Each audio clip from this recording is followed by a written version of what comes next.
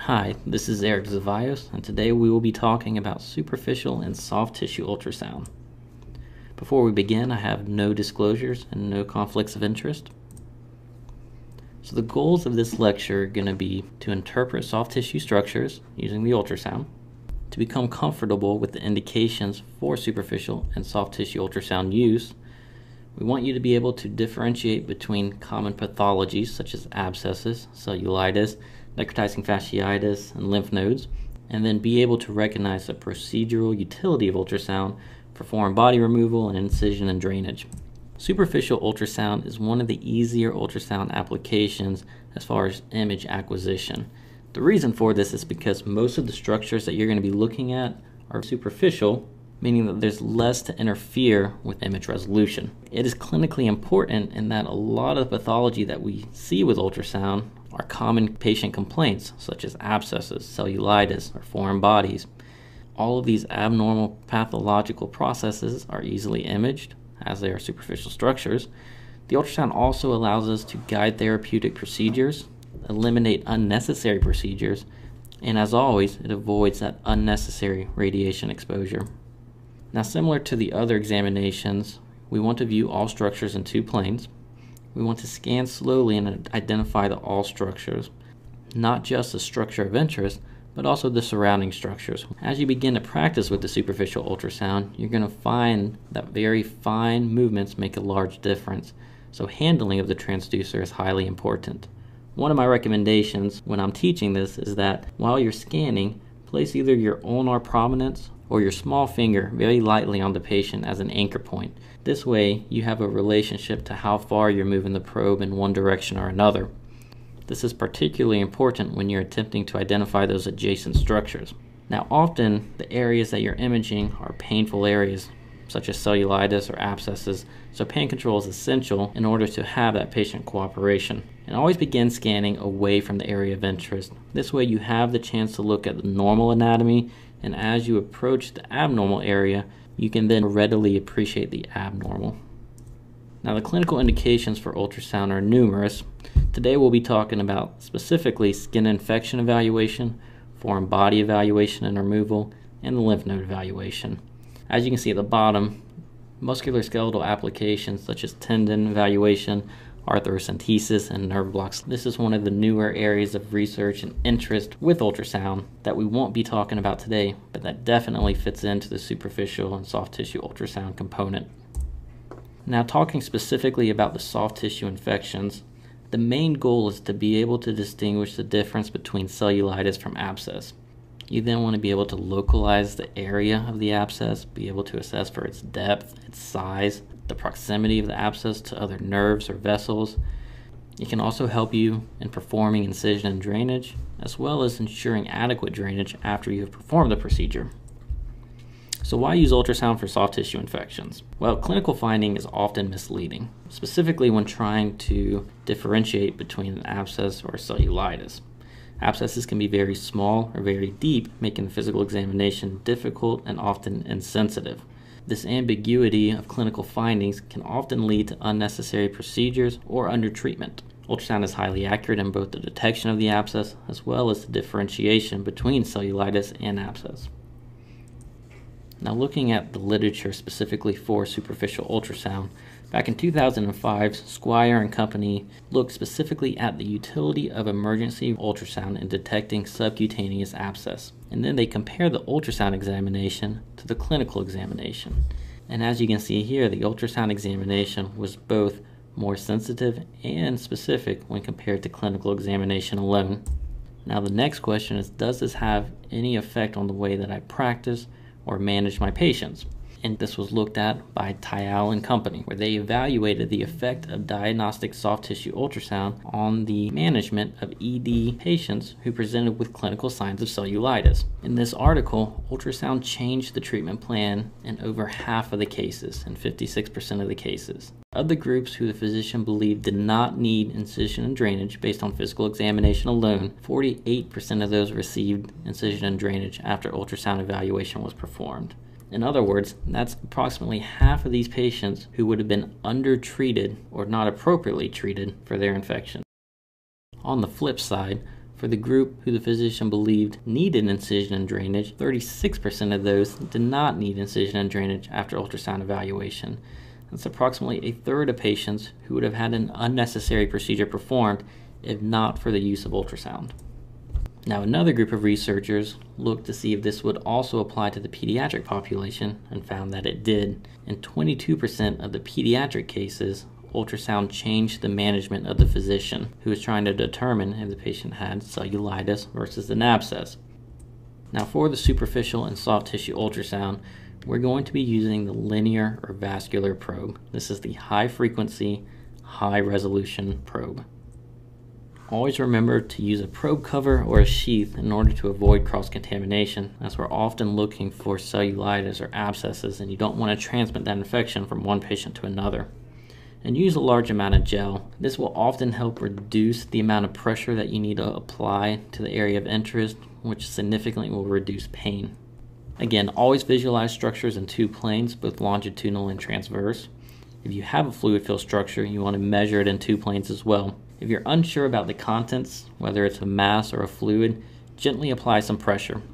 If it's a fluid-filled structure, you should be able to slightly compress it and be able to visualize the mobility of the fluid inside the structure. This is called the squish technique. You want to scan the entire area of erythema or fluid collection, and you always want to scan the opposite side or the adjacent area so that you can compare the normal anatomy to the abnormal anatomy. Now, the use of Doppler becomes helpful in this examination in order to be able to separate vascular structures from abscesses or lymph nodes. Now, one of the special techniques for superficial ultrasound is what we call the water bath.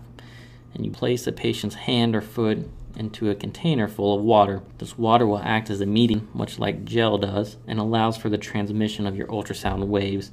And as you can see over here, this is all water here, and you get great resolution using a water bath. This is a finger, and you can see tendons and muscles, how they say, transverse through this finger. Not only does this allow for better resolution, but it also allows you to evaluate areas of interest without placing the probe on the patient, which can significantly reduce pain. Here's another example of a water bath, and in this case you see a fluid-filled structure at the very distal end of this finger. And this is a representation of a feline infection, or a small abscess in the distal portion of the finger. Now, before we start talking about the abnormal pathologies, it's important to know what normal anatomy looks like. Now, the most superficial structures are going to be your dermoid layer, your epidermis, and your dermis. Now, ultrasound is not going to be able to differentiate between these two. You're going to simply see a hyperechoic or bright white line on the superficial portion of the ultrasound machine. Now, right below the dermoid layer is your subcutaneous layer, which is composed of the fat, fascia, muscle, and vasculature. Now, the fat is going to be hypoechoic or less bright than its surrounding, and it's going to be traversed by irregular strands of hyperechoic connective tissue. The fascial planes, which separate the fat from the muscle, are going to be very brightly hyperechoic. Muscle is going to have a striated appearance, and lymph nodes are going to be circular structures that have a hypoechoic rim with an echogenic center. Within the fatty layers, you're going to see vasculature, which are anechoic, circular, or tubular structures. And then bone is going to look brightly echogenic because of its cortices, as well as its dense acoustic shadow artifact. Here's a pictorial representation of the normal anatomy. So on the left side, the most superficial structure is going to be your dermoid layer, which is that thin, more hyperechoic linear structure. And just below it, into the subcutaneous tissue, you have your fat, which is your hypoechoic area, which is traversed by those irregular strands of connective tissue, which appear hyperechoic. You see your fascial layer right below this fatty layer, which is brightly hyperechoic. On the left side, you see the muscle layer, and then on the right side, you see the bone, which has that bright white cortices, and then deep acoustic shadowing deep to the cortex. On the right side, you see a pictorial representation of a lymph node. It's a circular structure that has that hypoechoic rim with an echogenic center. So once again, this is going to be your dermoid layer, and just deep to the dermoid layer is going to be your subcutaneous tissue. Coming into view here, you have your muscle layer, and you see those striations. Your fatty layers is just superficial to the muscle layer. And within the fatty tissue layer, you see these circular anechoic structures, which are vessels. So let's get into abnormal pathology. Start with cellulitis. It's the most frequently encountered pathological condition visualized with superficial ultrasound. Now, the appearance is going to be variable because cellulitis develops on a continuum, and depending on the stage and severity of the cellulitis, the appearance will be slightly different. Initially, you're going to see hypoechoic areas, which increase the distance between the skin and the underlying fascial planes caused by the edema. As the infection worsens, you start to develop diffuse thickening of the subcutaneous tissue, which takes on the appearance of these hyperechoic fat lobules. Edema will continue to increase, which will then start to separate these fat lobules out into a pattern that we call cobblestone appearance. Now, the cobblestone appearance is very nonspecific. You see it in cellulitis, but you see it in any edematous state, whether it's congestive heart failure, DVTs, venous insufficiency, or nephrotic syndrome. So here's an example of the progression of cellulitis. On the left side, you have an early form of cellulitis with just generalized edema, and you can start to appreciate hyperechoic area on the bottom as that diffuse thickening is occurring. You then start to develop a little bit of separation of those fat lobules, as you can see in the middle picture. And then you eventually progress to this cobblestone appearance where you get the separation of the fat lobules secondary to the edema. So here's an example of an early cellulitis. You can start to appreciate a little bit of edema superficially, and again you get this hyperechoic inflammatory changes of the fat lobules. This will go on. As the edema increases, they will further separate these out into your typical cobblestone appearance. Now, necrotizing fasciitis is the extreme form of soft tissue infection. It's the rare life-threatening infection involving the subcutaneous tissue, fascia, and muscle layers. Now, similar to the cellulitis, you're going to get those hypoechoic fluid collections, but in necrotizing fasciitis, you're going to get distortion of the fascia as well as the appearance of gas. Gas is going to have that bright, echogenic appearance that gives you that dirty posterior acoustic shadowing. Back in 2005, a group of emergency physicians utilized the ultrasound to aid in the diagnosis of Fournier's gangrene, which is a subtype of necrotizing fasciitis, and they found that subcutaneous scrotal gas was found in 100% of emergency patients with Fournier's gangrene. So here's an example of necrotizing fasciitis with ultrasound. You have your typical cellulitic appearance over here on the left side, but over on the right side you start to see the introduction of air into the subcutaneous area, and it's represented by this hyperechoic bright line and this dirty posterior acoustic shadowing. Now, similar to cellulitis, abscesses will also have variable appearances similar to cellulitis based on the continuum of its development. Usually they're going to be spherical or elliptical shaped. They are most commonly hypoechoic to the surrounding tissue. However, the interior may contain septae, gas, or other debris, which will give it an isoechoic or hyperechoic appearance. Abscesses are usually surrounded by edema, but it may also be encapsulated with no edema surrounding it. Now, the motion of the fluid within the abscess may be induced with transducer pressure, which again is called the squish sign, and Doppler may show increased blood flow around the mass, secondary to that increased inflammation. Here are a few examples of abscesses. On the left side, you can see a very small portion, which is hypoechoic or anechoic, surrounded by echogenic material, which is likely debris or pus. On the right lower hand side, you can see the circular abscess, and then you can see those brightly echogenic areas in the deepest portion of the abscess, which represent air with that dirty posterior acoustic shadowing. So in this example, you can appreciate a fluid-filled structure, and as I squish it, you can see a little bit of motion of that fluid within this area. And once again, right here is your circular structure, fluid filled. You have some echogenic material within the middle of it. And this is an abscess. A few imaging tips. Use plenty of gel to limit the direct pressure on painful areas. Always have the opposite side or adjacent area for comparison. Use the water bath technique for scanning the hands and feet, as it will give you better resolution and allow for a painless visualization of the abscess. Look for your squish sign, and pay attention to the depth in the surrounding structures, particularly vessels. Now, one of the most common pitfalls when evaluating for an abscess is the identification of a lymph node or a vessel and mistaking that for an abscess. Now on the left hand side is an example of a DVT. As you can see, there's echogenic material inside the common femoral vein. It could easily be mistaken for an abscess, as you wouldn't expect that echogenic material to be in a vessel. Remember, not all black circular areas are going to be an abscess. Make sure you use the Doppler to rule out vascular structures when in doubt. Ovoid or elliptical structures with a mixed echo texture can also be lymph nodes or hematomas. In this case, the squish sign would be helpful. Cellulitis cannot be distinguished from edema from other sources such as trauma, congestive heart failure. Look for gas and bubbles, and this is important. Ultrasound will often underestimate the cavity size for an abscess and overestimate the edema for cellulitis. Now, ultrasound has revolutionized the way that we diagnose and treat peritonsillar abscesses. Just like other abscesses, they develop on a continuum, starting off as a tonsillitis, progressing to a peritonsillar cellulitis, and lastly forming that peritonsillar abscess. Depending on the stage of development, they're treated differently. Peritonsillar abscesses are either aspirated or drained, and peritonsillar cellulitis is simply analgesic and antibiotics. The clinical differentiation between a peritonsillar abscess for peritonsillar cellulitis is often difficult depending on the severity, because your hallmark signs such as your hot potato voice, trismus, halitosis, and fever can occur in either the cellulitis or the abscess form. Prior to the utilization of ultrasound for peritonsillar abscesses, if a patient had a suspected abscess, then a blind needle aspiration would be performed.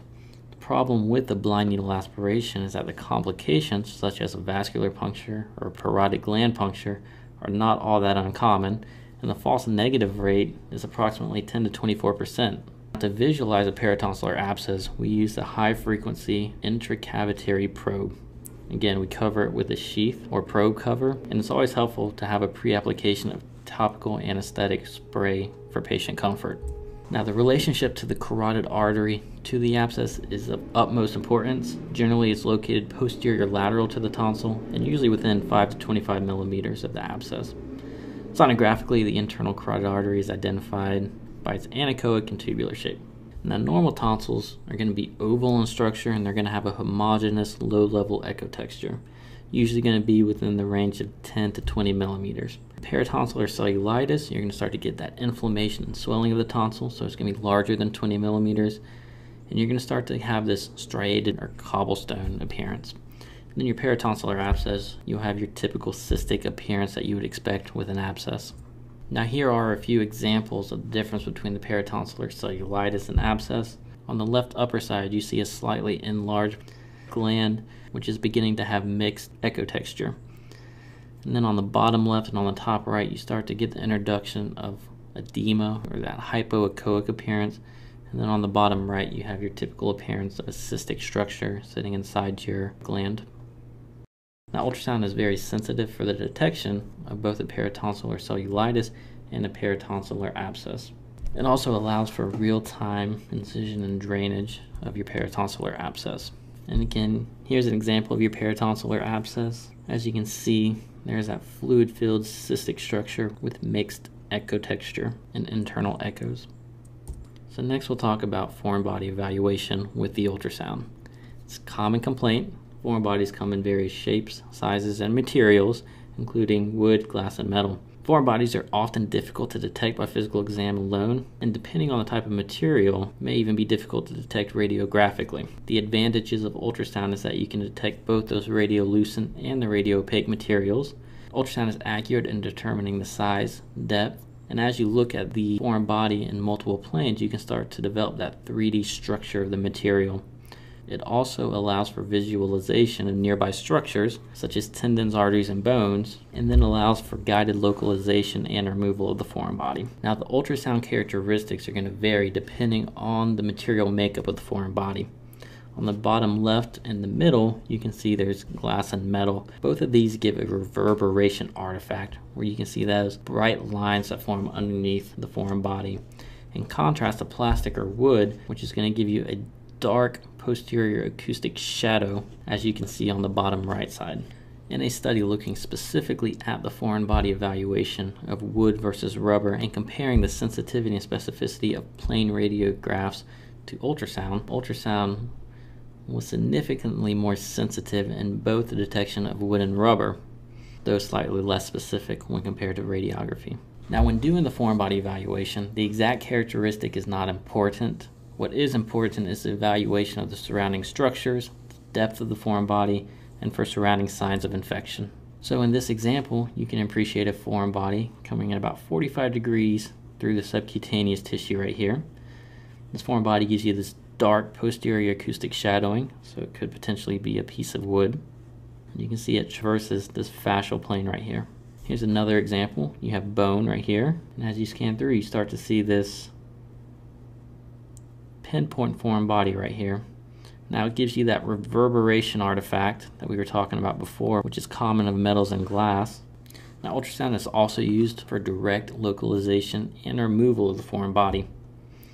So going back to our previous foreign body examples, here's our foreign body, and as you can see, the physician coming in with the forceps right here, and he's able to directly visualize the foreign body. He's able to visualize himself grabbing the foreign body, and then you can see all the foreign body is removed. And looking at our second example, it's your foreign body right there with your reverberation artifact. Your forceps coming in, and he's able to remove the foreign body. Lastly, we're going to talk a little bit about lymph nodes. Typically, lymph nodes are going to have this circular or ovoid shape. They're going to have a hypoechoic outer rim with a echogenic or hyperechoic hilum. Typically going to be less than 2 centimeters in diameter. You're going to have smooth, regular borders, and blood flow should enter through the hilum. Now, ultrasound can be utilized to differentiate between malignant and non-malignant nodes. However, we're not going to dive into that today. And here's another example of a lymph node. Again, you get these circular structures that have this hypoechoic rim and an echogenic center. So in conclusion, ultrasound is highly sensitive for the evaluation of superficial structures. It eliminates unnecessary procedures by being able to differentiate an abscess from a cellulitis, and also eliminates the potential for undertreating a patient. As we saw through the journal review, ultrasound has the potential to change management dramatically, and it also allows for real-time evaluation and management of patients, whether it be incision and drainage or foreign body removal. Thank you.